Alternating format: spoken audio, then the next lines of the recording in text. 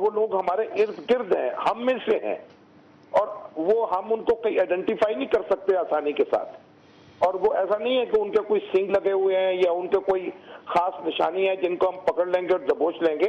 وہ ہمارے ساتھ رہتے ہیں، ہمارے بھائی بند ہیں، ہمارے عزیز و اقارب ہیں. انہی میں سے یہ لوگ ہیں جو کہ یہ کام کرتے ہیں، اور اپنی جگہ ایک ان کو نظریاتی ایجنڈا دے دیا گیا ہے. میرے ساتھ رہیے کیونکہ ممبر پارلیمنٹ ماروی میمن صاحبہ بھی ہمارے ساتھ ہیں. ماروی، میری انڈرسٹینڈنگ ہے کہ آپ اب سے تھوڑی دیر پہلے اندرون سندھ سے ٹریول کر کے کراچی پہنچیں، اور اگر یہ افسوسناک واقعات نہ ہوئے ہوتے تو آج ہم فلڈ پالیٹکس کو، فلڈ کے جو ایشوز تھے انہیں ہم ڈسکس کر رہے ہوتے. لیکن اب جو یہ صورتحال آپ دیکھتی ہیں، کراچی میں فائرنگ ہونا، لاہور میں دہشت گردی کے حملے ہونا جس کے نتیجے میں 200 لوگ جو ہیں وہ زخمی ہیں اور 28 سے زیادہ لوگ غالباً شہید ہو چکے ہیں، جاں بحق ہو چکے ہیں.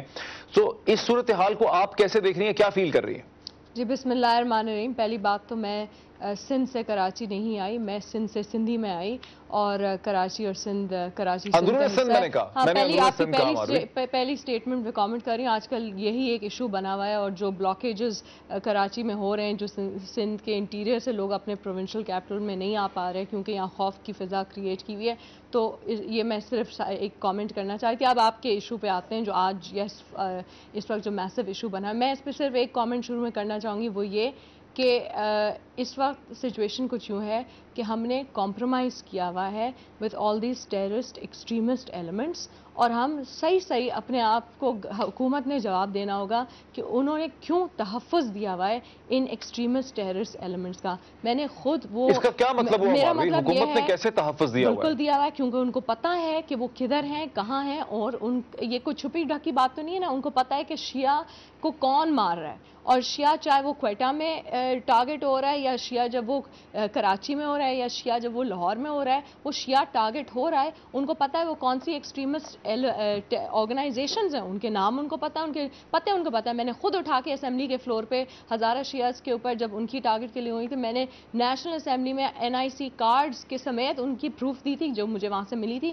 کہ یہ لوگ ہیں جو ہمیں ٹارگٹ کل کر رہے ہیں. یہ وہ علاقے میپس بنے ہوئے تھے کہ جی یہ علاقے پلیز جا کے ان کو بند کریں، پکڑیں ان کو، جا کے جو ہے ٹیک دم. اچھا ماروی، میرے ساتھ رہیے. بہت سے لوگ شاید آپ کی کنٹینشن سے ایگری نہ کر سکیں. میرے ساتھ رہیے. ایسا آپ کیا کہیں گے اس میں؟ کیونکہ حکومت کو پتا ہے. دیکھیں کئی سورسز ہیں اس ٹیررزم کے. ایک افغانستان ہے، امریکہ کی موجودگی ہے، وہ ایک میگنیٹ ہے اس کے لیے، ایک میگنیٹ ہے، اس سے وہ ہو رہا ہے. ہمارے ہاں پہلے وہ ایلیمنٹس موجود تھے. وہ جو جنگ ہے، اس جنگ کے شعلے جو ہیں یہاں گرتے ہیں. یہاں سے ملٹرائزیشن جو ہے وہ زیادہ ہوئی ہے 2001 کے بعد سے لے کے اس کی ٹیمپو بڑھ گئی ہے. جو علاقے ہمارے فاٹا کے پہلے وہاں پہ لوگ تھے، جنگجو تھے لیکن چپ تھے، لیکن وہ زیادہ ہو گئے، تعداد زیادہ ہو گئی. ایک تو یہ. دوسرا یہ ہے کہ جو ہمارے ریاست نے، ہماری فوج نے، ہماری انٹیلیجنس ایجنسیز نے جو فیصلے کیے تھے سن 78-79 میں افغانستان کے حوالے سے، اور جو آپ نے جو ماروی کہتی ہیں کہ حکومت کو پتا ہے، حکومت کے کنٹرول میں ہے، حکومت کے لیے ممکن ہے، حکومت کو پتا ہے کہ کون لوگ حملے کر رہے ہیں، ہم نے لسٹیں دی ہیں، ایسے کنٹرول میں نہیں ہے. دیکھیے بات آپ کو کوئی اس میں وزن لگتا ہے؟ آپ لیبارٹری میں ایک فرینکنسٹائن بناتے ہیں اور آپ کہتے ہیں کہ اس مقصد کے لیے فرینکنسٹائن آپ بنا رہے ہیں، لیکن جب وہ بن جاتا ہے اس میں ایسی چیزیں نمودار ہوتی ہیں کہ آپ کے کنٹرول سے باہر. آپ اس میں کنونس ہیں کہ یہ وہی فرینکنسٹائن ہے جسے 80 اور 90 کے دہائی میں ہم نے خود بنایا تھا؟ جی بالکل. یہ فردر چیزیں بن چکی ہیں، یہ کوئی فردر ایسے کٹ پتلی کا یہاں پہ ڈھانس ہو رہا ہے، اس کو اور چیزیں بھی کنٹرول کر رہی ہیں. کیا آپ کو محسوس ہوتا ہے کہ ہمیشہ جب ایک وائرس ہوتا ہے پھر وہ میوٹیٹ ہوتا جاتا ہے؟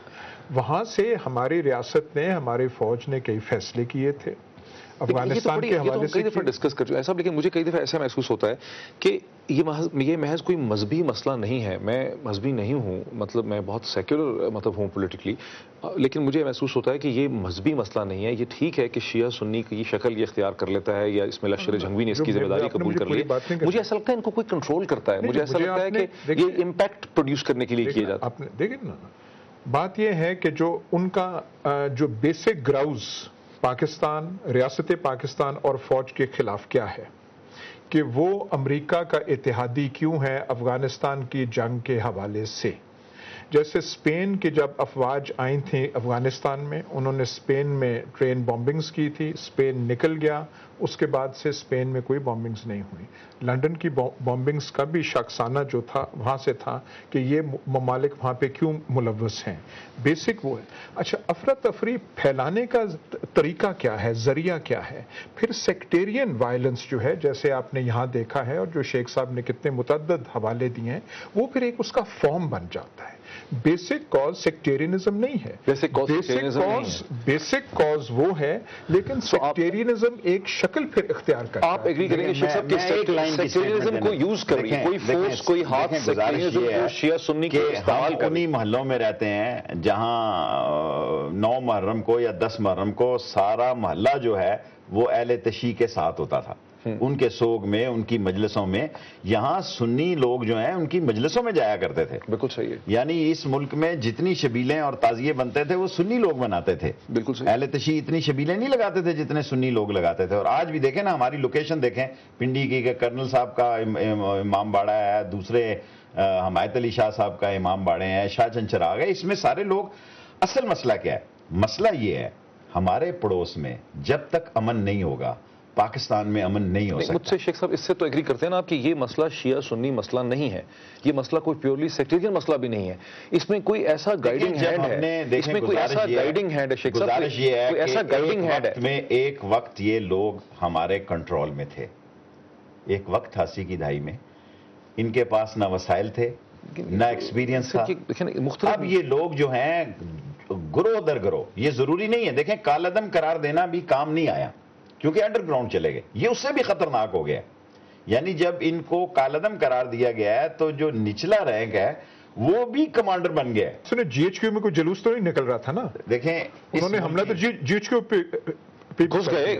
تو یہ ایک موقع ہے, یہ اگر نہ ہو یہ سافٹ ٹارگٹس ہیں نا, جی ایچ کیو میں تو دے فاٹ بیک, دی آرمی کو take it care. I S I کے کتنے ہیڈ کوارٹرز جو ہیں مختلف شہروں پہ وہ ٹارگٹ بن چکے ہیں, اور کتنے انسٹالیشنز ہیں جو ٹارگٹ بن چکے ہیں. دیکھیں اس ملک کا ایک اور پرابلم ہے, اس ملک میں نہ کوئی اتنا بڑا ریلیجس لیڈر رہ گیا ہے کہ جس پہ قوم اندھی. مجھے ایک بریک لینے دیجئے, بریک کے بعد اسی پوائنٹ سے ڈسکشن کو ہم کنٹینیو کریں گے.